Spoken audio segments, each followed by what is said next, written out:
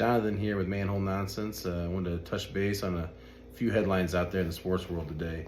The first one being Ryne Sandberg did a post today on his Instagram that he has prostate cancer. So first and foremost, our prayers are with him.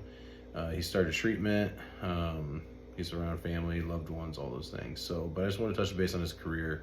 15 seasons with the Cubbies, man. 15 seasons with the Cubbies. That's crazy. 10-time All-Star.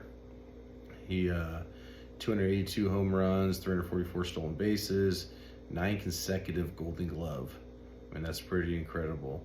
1984 National League MVP and inducted in the Hall of Fame in 2005. So, like I said, I mean, he is a great in baseball itself, not just the Cubbies, which I am a fan of, obviously. So, but like I said, our thoughts and prayers are out to him, and hopefully he can recover and everything, and the treatment goes well. So, next one, the Chicago Bears, another team near and dear to me.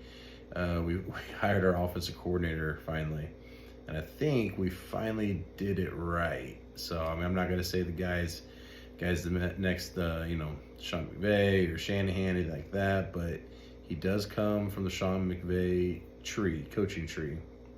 But he's got 3 years experience, calling plays there in Seattle. So if you're not familiar, Shane Waldron was the offensive coordinator in Seattle the last 3 years. Kind of resurrected Gino's career out there, which is fantastic. I mean, the guy played really well. He's coached multiple different types of quarterbacks, so it's kind of tough to say what they're going to do with the quarterback situation in Chicago now. He has had athletic quarterbacks in the past and more traditional pocket passers. Either way, though, we're getting a bona fide offensive coordinator, a guy that's had success calling plays for multiple years in a row, not a flash in the pan, not a quarterback coach that everybody thinks is the next up and comer like Getsy was. So I'm very stoked about that. Now, what do we do? Do we keep Fields, or do we go with Caleb Williams first overall? I'm still torn on that right now. We'll dive into more on that in the coming weeks, but I think right now there's no tall tale. It doesn't tell us anything. I feel like if they would have hired Kingsbury, then I think that's almost guaranteeing that they're drafting Williams. And they might hire Kingsbury as quarterback coach. Who knows? But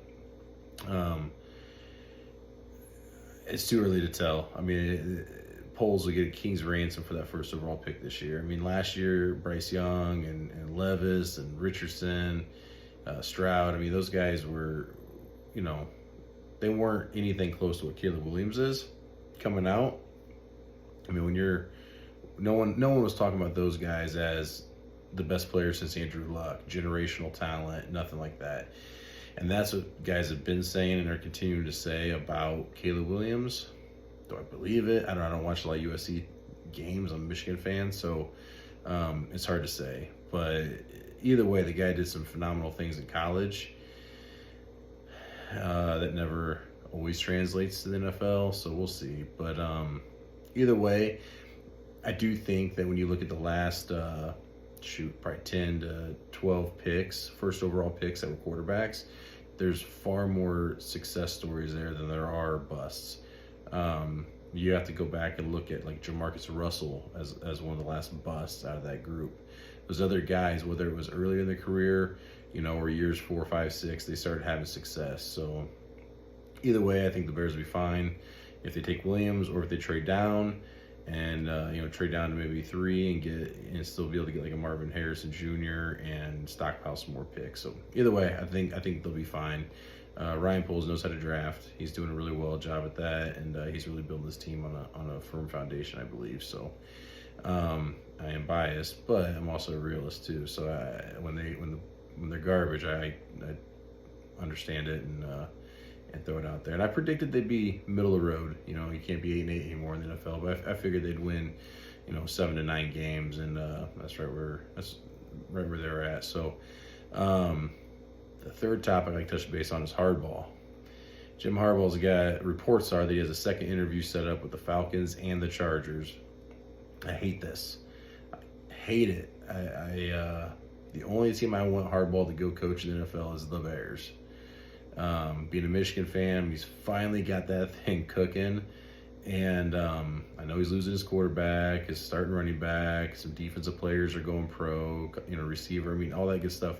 I get it, but with the guys that he has on that Michigan team, and the way that he's been recruiting and getting guys to come in, man, it's really going to hurt if he leaves. Now, with that said, I think they'll be fine. I think they have coaches on that staff right now, offense and defense coordinator, both could step into that head coaching role and really take it over. Moore did this year and looked phenomenal. They didn't lose any games, so I just think that it would be tough if he left, and I don't know if that's what he really wants, or if he just wants to, maybe get that contract offer from Michigan, the dollar amount to increase a little bit with some of these pro teams inquiring about it. So I believe he had like a 10-year, $125 million contract on the table from Michigan, but he couldn't accept any NFL coaching gig for so many years. I could be wrong on that, but either way, I hope he stays in Michigan. But if not, if I had to pick a team for him to go to, it ain't the Falcons, man. No, it's got to be an AFC team. It's got to be the Chargers. I would be okay with him going to the Chargers if he's going to go back to the NFL. So, but yeah, no, that's all I had. I just want to touch base with everybody on a few topics that were kind of near and dear to me, and we'll keep this thing going, and please like, subscribe, comment, and let us know how we're doing. It's not that great because we're just starting out, but we hopefully get better. All right, guys, thank you very much. This is Jonathan signing out with Manhole Nonsense.